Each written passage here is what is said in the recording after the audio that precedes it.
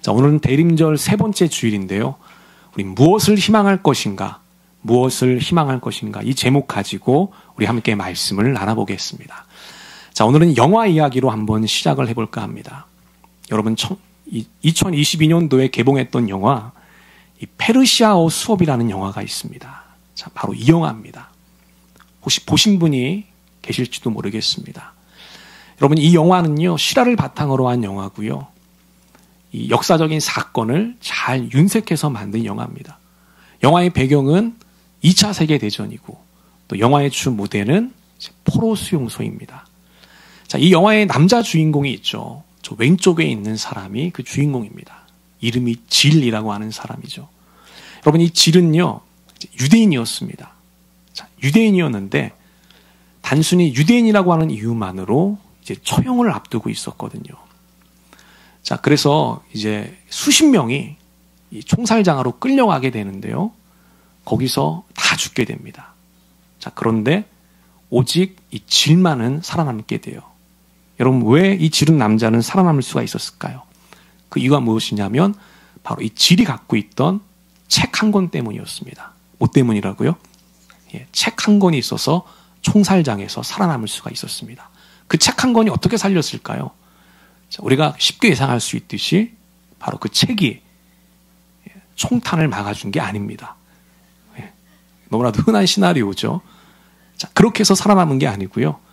그 책이 페르시아어로 기록된 책이었기 때문입니다. 무슨 언어요? 페르시아어로 기록된 책이었다는 거예요. 그래서 목숨을 구제할 수가 있었어요. 여러분, 이 질이 수용됐던 그 수용소에 이 코라고 하는 대대장이 있습니다. 자, 오른쪽에 있는 그 사람이거든요. 근데 저 대대장이 수용소를 운영하면서 버킷리스트가 하나 있었어요. 간절한 소원이 하나 있었습니다. 그게 뭐냐면 페르시아어를 배우는 거였어요. 페르시아어는 지금의 이란어입니다. 그 이란어를 배우기를 간절히 원했습니다.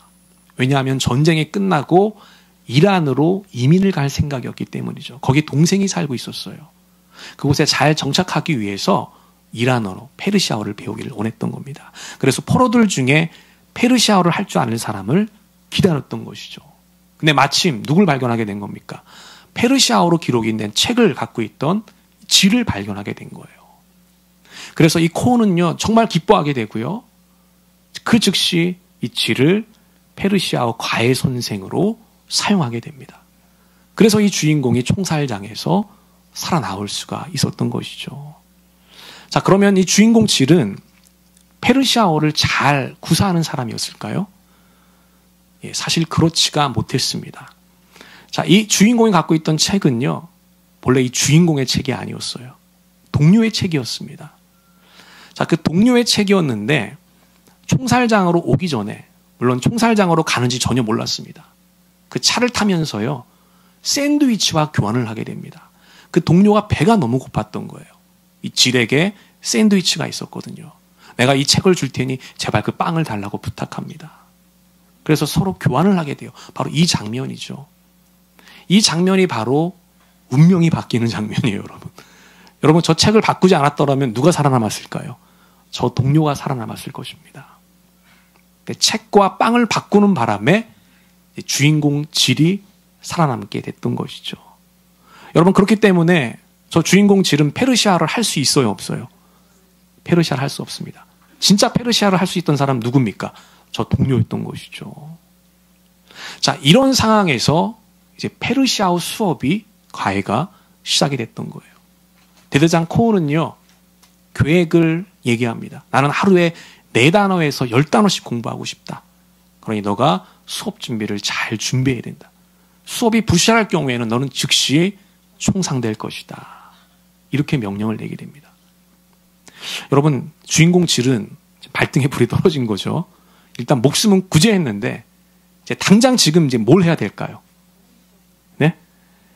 예. 페르시아 단어를 만들어내야 되는 겁니다. 여러분, 이 수용소 안에는 페르시아어를 할 수 있는 사람이 아무도 없어요. 그렇죠?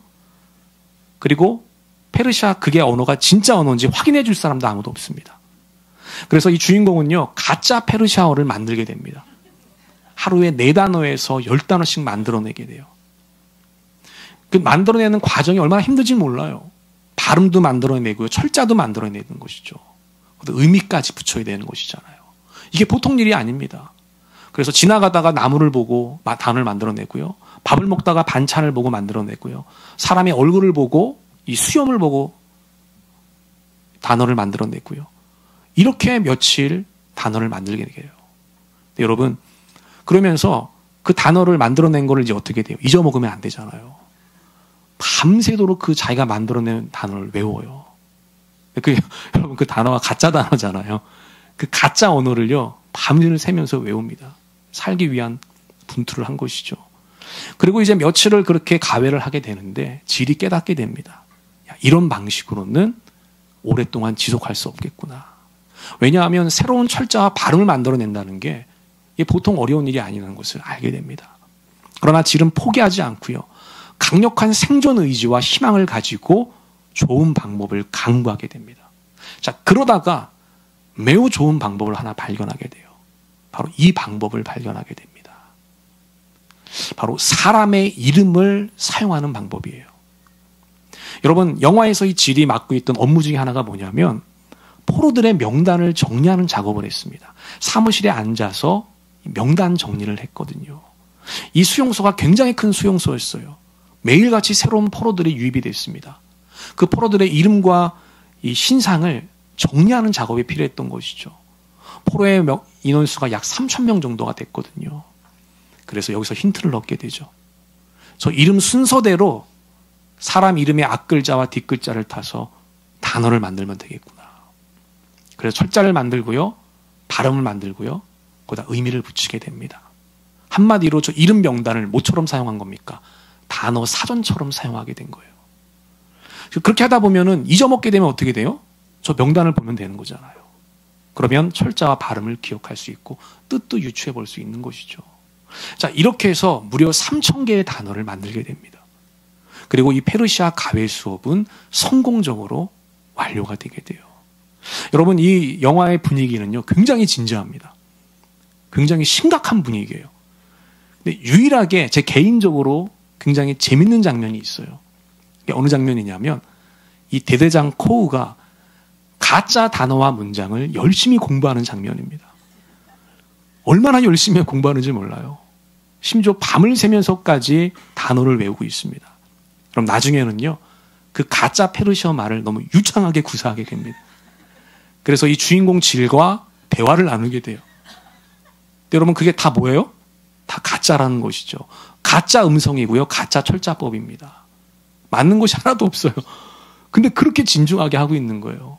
나중에는 정말 유창한 외국어를 구사할 수 있는 수준까지 오게 됩니다. 여러분, 그러면 그 대대장 코는요, 자기가 속았다는 것을 언제 알게 될까요? 언제 알게 되냐면 영화 말미에 보면은요, 독일이 패전하면서 2차 대전이 끝나게 되거든요. 그때 이 대대장 코는 극적으로 탈출하게 됩니다. 원래는 잡혀야 되거든요. 전범으로 잡혀서 재판을 받아야 되는데 극적으로 탈출을 해요. 그리고 어디로 향하게 되냐면 자기가 지금까지 열심히 공부했던 그 이란으로 향하게 됩니다. 거기 또 누가 있으니까? 동생이 있으니까요. 그래서 입국 수속을 밟게 돼요. 거기서 아주 자연스럽게 유창하게 이란 말을 하게 됩니다. 이란 사람들이 하나도 못 알아듣는 거예요. 공항에 있는 사람이 도대체 무슨 말을 하는 건지 이런 표정을 짓고 있는 거죠. 그래서 자기가 발음이 좀 안 좋나? 또 유창하게 얘기를 해요. 아무도 알아듣질 못합니다. 여러분, 그때 그 코우가 깨닫게 돼요. 자기가 속았구나. 그러면서 분노를 표하게 되면서 행패를 부리다 공항 요원에게 체포를 당하게 됩니다. 그리고 여러분, 주인공 질은요, 자유로운 몸이 돼서 유이 수용소를 빠져나가게 됩니다. 여러분, 저는 이 영화를 보면서 한 가지 사실을 정리해보게 됐습니다. 그게 뭐냐면 주인공 질이 어떻게 그 척박한 환경 가운데서 살아남을 수가 있었던 걸까? 사실 이 가짜 단어를 만든다고 하는 거, 하나의 언어를 만들어내는 거, 이거 굉장히 불가능한 일이잖아요. 근데 어떻게 그런 일을, 그 미션을 완수해낼 수 있었던 걸까? 여러분, 사실 생각해보면 그 이유는 이거 하나밖에 없습니다. 삶에 대한 강한 의지와 희망이 있었기 때문이라는 겁니다. 한번 따라해 보겠습니다. 삶에 대한 강한 의지와 희망이 있었기 때문입니다. 여러분, 그렇기 때문에 그 어려운 환경 가운데서도, 그 불가능한 환경 가운데서도 생존력을 높일 수가 있었다고 하는 것이에요. 여러분, 이처럼 우리 안에 있는 이 강렬한 소망은요, 단순히 어떤 소망이나 바람이 아니라는 겁니다. 그것이 아니고 우리의 삶의 자세를 변화시킬 수도 있고요, 우리의 삶의 방향을 바꿀 수도 있는 굉장히 큰 능력이라는 것을 알게 돼요. 뭐가요? 우리 안에 있는 소망이요. 어떤 강렬한 소망. 그 희망이 우리의 삶에 영향을 주는 매우 큰 능력이라는 사실을 알게 됩니다. 그래서 여러분, 실제로 나치 수용소를 경험했던 이 빅터 프랭클이라는 박사가 있거든요. 그가 쓴 책이 우리나라에서도 아주 초대형 베스트셀러가 됐죠. 죽음의 수용소라고 하는 책인데, 그 책에서 그 프랭클 박사는 이렇게 얘기를 합니다. 살아야 할 이유와 소망이 있는 사람은 거의 모든 것을 견딜 수가 있다라고 하는 것이죠. 다 같이 한번 읽어볼게요. 시작. 살아야 할 이유와 소망이 있는 사람은 거의 모든 것을 견딜 수가 있습니다. 예, 이렇게 말을 합니다. 여러분, 살아야 될 이유, 그리고 삶의 그 소망을 발견한 자, 여러분, 어떤 어려운 환경과 난관을 만난다 하더라도요, 거의 모든 것을 이겨낼 수가 있다라고 하는 거예요. 방법을 찾아내게 된다는 것입니다. 여러분, 프랭클 박사가 수용소에 있을 때 관찰해 보니까요, 저 소망이 있는 사람, 삶에 대한 소망이 있는 사람들이 더 많이 살아남다라는 거예요. 여러분, 수용소만큼 얼마나 이 척박하고 어려운 곳이 없겠어요. 거의 지옥과 진배 없을 겁니다. 그럼에도 불구하고 그런 곳에서 살아남는 사람들을 보니까 뭐가 있었던 사람이다? 소망이 있었던 사람이라는 거예요. 희망을 가지고 있었던 사람이었다는 것입니다. 여러분, 그렇기 때문에 살아남을 수가 있었다고 하는 것이죠. 여러분, 오늘 우리는 대림절을 보내고 있습니다. 여러분, 대림절은 어떤 절기죠? 대림절은 기다림의 절기죠. 그리고 동시에 희망의 절기입니다. 우리가 무엇인가를 기다린다고 하는 것은요, 무엇인가를 희망한다는 것과 같은 것이죠. 그래서 오늘 우리가 붙잡고 살아가야 될 소망이 무엇인지, 오늘 그 소망에 대해서 함께 말씀을 나누고자 합니다. 우리가 붙잡고 바라봐야 될 소망, 몇 가지 중요한 포인트를 함께 말씀을 나누려고 합니다. 함께 말씀을 나눌 때에 우리 각자에게 주시는 우리 주님의 음성이 있게 되시기를 주님의 이름으로 간절히 축원하겠습니다. 우리 먼저 첫 번째 한번 보겠습니다. 자, 첫째로 우리는 그리스도의 재림을 소망해야 한다는 것입니다. 한번 따라해 보겠습니다. 그리스도의 재림을 소망합시다. 한 번 더, 그리스도의 재림을 소망합시다. 여러분, 우리 예수님은요, 반드시 다시 오신다고 약속해 주셨습니다. 그 약속은 아직 이루어지지 않은 약속이에요. 자, 우리 마태복음 16장 27절 다 같이 한번 읽어보겠습니다. 시작.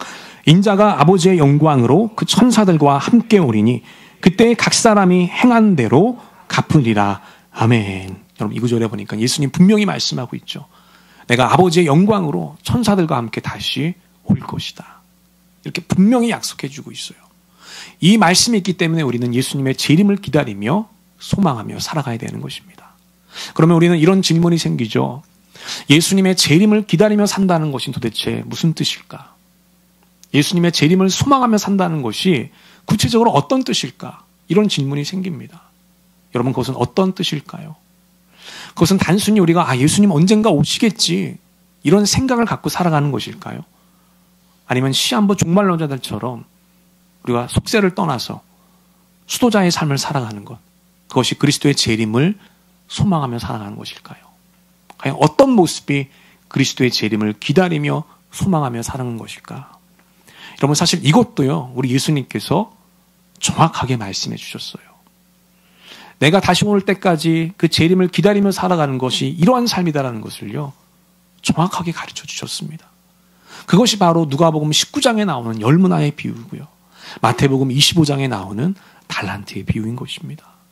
우리 누가복음 19장 한번 보겠습니다. 19장 12절 13절 다 같이 한번 읽어볼게요. 시작. 이르시되 어떤 귀인이 왕위를 받아가지고 오려고 먼 나라로 갈 때에 그종 열을 불러 은하 10문화를 주며 이르되 내가 돌아올 때까지 장사하라 하니라. 아멘. 여러분, 여기 보니까 한 귀인이 나오죠. 이 귀인이 왕을 만나러 떠났다는 겁니다. 근데 떠나기 전에 자기 집안에 있던 종 10명을 불렀다는 거예요. 그 종 10명에게 한 문화씩 나눠주면서 내가 돌아올 때까지 뭐하라? 장사하라. 이렇게 말씀했다는 거죠. 여러분, 여기서 중요한 것은 주인이 다시 돌아온다는 것입니다. 아예 떠나는 것이 아니에요. 내가 다시 돌아온다는 것이죠. 돌아올 때까지, 그 순간까지 기다리라고 하는 것입니다. 그런데 그냥 기다리라는 것이 아니에요. 우리 주인님이 언젠간 돌아오시겠지, 이렇게 생각만 가지고 기다리라는 것이 아니라 어떻게 하면서 기다려라? 장사를 하면서 기다려라. 이렇게 말씀했다는 것입니다. 여러분, 이 비유에서 귀인은 누굴까요? 귀인은 예수님을 얘기합니다. 예수님이 세우시고 불러주신 그 10명의 종은 누굴까요? 바로 예수님의 제자들인 우리들을 얘기하는 것이죠. 귀인이 그 종들에게 준 한 문화는 무엇일까요? 그것은 예수님이 우리들에게 주신 여러 은사들과 사명이라고 하는 것이에요. 그 은사와 사명을 가지고 우리가 뭘 해야 된다? 열심히 장사를 해야 한다는 거예요. 하나님 나라의 사업을 위해서, 그 사업이 확장되기 위해서 우리가 열심히 장사해야 한다는 것입니다. 하나님의 나라를 위해, 영혼 구원을 위해, 또 교회를 세워나가는 일에, 이 영적인 비즈니스에 우리의 모든 열심과 열정을 다해야 한다는 것이에요. 우리가 그러한 모습을 가지고 예수님의 재림을 기다려야 한다라고 우리 주님께서 말씀해 주셨던 것입니다. 여러분, 그러면 예수님이 우리에게 주셨던 은사와 자원은 무엇일까요? 여러분, 그것은요, 우리의 몸이 될 수도 있습니다. 우리의 건강한 몸이 될 수도 있죠. 우리의 시간이 될 수도 있어요. 우리의 물질이 될 수도 있습니다. 우리의 지식이 될 수도 있고요. 우리의 관계가 될 수도 있습니다. 우리가 활용할 수 있는 모든 것이 예수님이 우리에게 주신 은사이고 자원일 수 있다는 것이죠. 여러분, 그것을 활용해서 하나님 나라의 사업을 위해서 헌신하라고 하는 것이에요. 열심을 내라고 하는 것입니다. 그렇게 열심을 내면서 뭘 기다려라? 주님의 다시 오심 재림을 기다려야 한다라고 말씀해 주셨던 것입니다. 저는 우리 모두가 그렇게 될 수 있게 되시기를 우리 주님의 이름으로 간절히 축원하겠습니다. 하나님 나라의 사업에 우리의 은사와 우리의 모든 사명을 다 쏟아부을 수 있는 우리 모든 전민의 가족들이 되었으면 좋겠습니다. 여러분, 여기서 우리가 기억해야 될 것이 있어요. 그게 뭐냐면, 우리가 이 땅에서 열심히 장사하면은요, 하늘나라에서 이윤이 남는다는 것이에요. 이걸 우리가 꼭 기억해야 됩니다. 우리가 이 땅에서 열심히 장사하면 어디서 이윤이 남는다고요? 하나님 나라에서 이윤이 남는다는 거예요. 우리 아까 전에 읽었던 마태복음 16장 다시 한번 보겠습니다. 한 번 더 읽어볼게요. 시작. 인자가 아버지의 영광으로 그 천사들과 함께 오리니 그때 각 사람이 행한 대로 갚으리라. 아멘. 예수님 분명히 말씀하고 있죠. 재림의 때에, 그때에 각 사람들이 행한 대로 내가 갚아줄 것이다. 여러분, 가족들이 행한 대로 갚아준다가 아니에요. 너희 부부가 행한 대로 갚아준다가 아닙니다. 각 사람들입니다. 개인입니다. 개인. 너희 한 사람 한 사람들이 내가 너에게 주신 은사와 그 사명을 가지고 장사한 대로 내가 갚아줄 것이다. 이렇게 말씀했어요. 좀 전에 살펴봤던 열무나 비유에도 똑같은 말씀이 나옵니다. 우리 19장 16절 17절 다 같이 한번 읽어볼게요. 시작. 그 첫째가 나와 이르되 주인이여 당신의 한 문화로 10문화를 남겼나이다. 주인이 이르되 잘하였도다 착한 종이여 내가 지극히 작은 것에 충성하였으니 10골 권세를 차지하라 하고. 아멘. 여기도 동일한 말씀이죠. 종들이 장사해서 남긴 대로 갚아줄 것이다. 이렇게 말씀하고 있습니다. 여러분, 이처럼 하나님 나라를 위한 우리의 영적인 사업은요, 우리 영적인 비즈니스는요, 우리 영적인 헌신은요, 그게 그냥 없어지는 게 아니라는 거예요. 반드시 하나님 나라에서 뭐가 남는다? 이윤이 남는다는 것이에요. 하나님의 상급이 있다라고 하는 것입니다. 우리 주님의 포상이 있다라고 하는 것이에요. 여러분, 이것을 소망하면서 우리가 이 땅 가운데서 우리 주님 나라를 위해 열심히 헌신해가는 우리 모든 전민의 가족들이 되시기를 우리 주님의 이름으로 간절히 축원하겠습니다. 여러분, 어떻게 보면 우리 예수님께서 영적인 재테크를 말씀해 주신 것이거든요. 똑같은 것이죠. 여러분, 우리가 더 큰 집으로 이사가기 위해서 우리가 어떻게 행동합니까? 아끼고 절약하죠. 더 열심히 일을 합니다. 피곤해도 우리는 뭘 바라보니까? 집을 바라보니까요. 네. 피곤하고 고단해도 이겨낼 수가 있는 것이죠. 왜 더 큰 집이라고 하는 소망이 있으니까요. 우리 신앙도 마찬가지라는 거예요. 우리의 영적인 일도 마찬가지라고 하는 겁니다. 우리가 하늘나라 가서 영원히 썩지 아니할 그 상급, 그 이윤을 우리가 바라보고 소망한다면 이 땅 가운데서 하나님 나라를 확장하고 장사하는 건 힘들어도 참을 수 있다는 것이죠. 더 열심을 낼 수 있다는 겁니다. 더 전진할 수 있다는 겁니다. 저는 우리 모든 전면의 가족들이 그렇게 헌신하고 열심을 내는 주의 백성들이 되시기를 우리 주님의 이름으로 간절히 축원하겠습니다. 그것이 하나님 나라에 여러분들의 상급을 쌓는 일입니다. 우리 주님이 반드시 약속해 주셨거든요. 그 약속과 축복을 누리게 되시기를 우리 주님의 이름으로 간절히 축원하겠습니다. 두 번째 보겠습니다.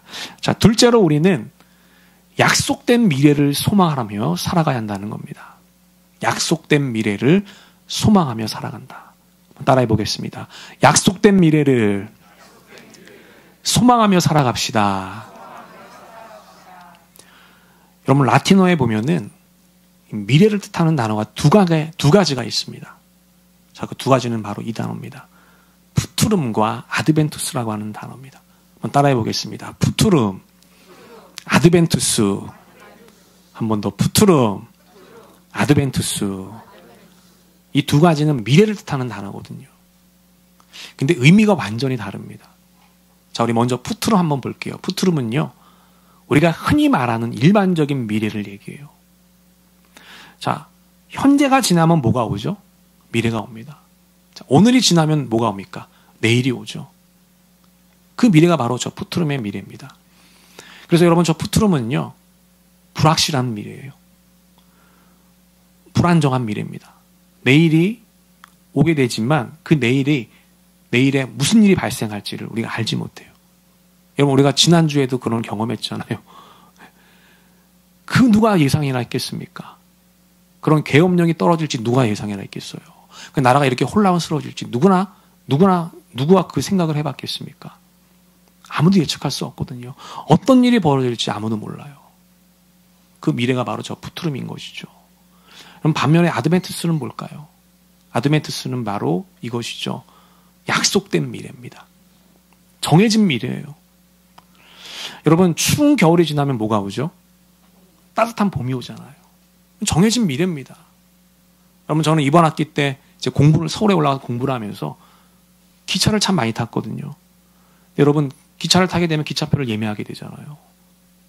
기차가 아직 오지 않았어요. 근데 저는 알고 있습니다. 기차표에 기록된 그 정해진 시간 안에 기차는 반드시 올 거라는 걸 알고 있어요. 이게 아드벤투스입니다. 반드시 그 약속된 미래가 온다고 하는 것이죠. 여러분 우리 신앙인들은요, 저 푸투름과 아드벤투스 중에 어떤 시간을 바라보며 살아가야 될까요? 아드벤투스를 바라보며 살아가야 된다는 거예요. 왜? 하나님이 우리에게 약속해 주신 미래이기 때문이기 때문에, 보장해 주신 미래이기 때문이라는 거예요. 너무나 안타깝게도 세상 사람들은요, 저 푸투름을 붙잡고 살아갑니다. 저 푸투름 안에서 아웅다웅하며 살아갑니다. 여러분 저 푸투름은 불확실한 미래라고 얘기했잖아요. 불안정한 미래라고 얘기했잖아요. 한치 앞을 모르는 미래라고 했잖아요. 세상 사람들은요, 미래를 생각할 때 늘 불안해요. 늘 두려워하며 살아갑니다. 어떤 일이 벌어질지 모르는 것이죠. 그래서 한 번뿐인 인생, 자기 마음대로 자기 욕망대로 살려고 노력합니다. 자기의 자유를 추구하려고 노력해요. 심지어 범죄를 저지르면서까지 자기가 하고 싶은 일들을 하면서 살아가는 것을 보게 됩니다. 왜? 죽으면 모든 것이 끝나니까요. 한평생 살아가는 것, 자기 마음대로 살아가겠다고 이렇게 생각하는 것이죠. 근데 여러분, 우리 신자가 붙잡고 살아가게 될 시간은 무슨 시간이다? 저 아드벤투스라는 것입니다. 하나님이 약속하시고 하나님이 보장해 놓으신 저 미래를 바라보면서 살아가야 한다는 거예요. 뭘 약속해 주셨을까요? 바로 이것을 약속해 주셨죠. 다 같이 한번 읽어볼게요. 시작. 우리가 말씀대로 살아갈 때 세상을 이길 능력을 주신다고 약속하셨습니다. 우리가 순종하며 살아갈 때 풍성한 복을 주신다고 약속하셨습니다. 아멘. 여러분, 하나님이 이렇게 약속해 주셨기 때문에 우리가 그 아드벤투스를 붙잡고 소망하며 살아갈 수가 있는 것입니다. 우리는 또 죽음이 끝이 아닌 걸 알고 있죠. 죽음이 끝이 아니라 죽은 다음에 뭐가 있습니까? 반드시 심판이 있고요. 그 이후에는 우리가 영원히 거하게 될 하나님의 나라가 있다는 것을 알게 됩니다. 그래서 우리는 하나님의 약속된 미래를 붙잡고 소망하며 살아갈 수가 있게 되는 것입니다. 저는 우리 모든 전민의 가족들이 이 대림절 때 저 아드벤투스를 소망을 두고 살아갈 수 있게 되시기를 우리 주님의 이름으로 간절히 축원하겠습니다. 여러분, 우리가 하나님의 약속을 소망하며 살아가면요, 우리의 삶의 모습도 달라진다는 겁니다. 우리가 더 긍정적으로 살아갈 수 있게 되고요.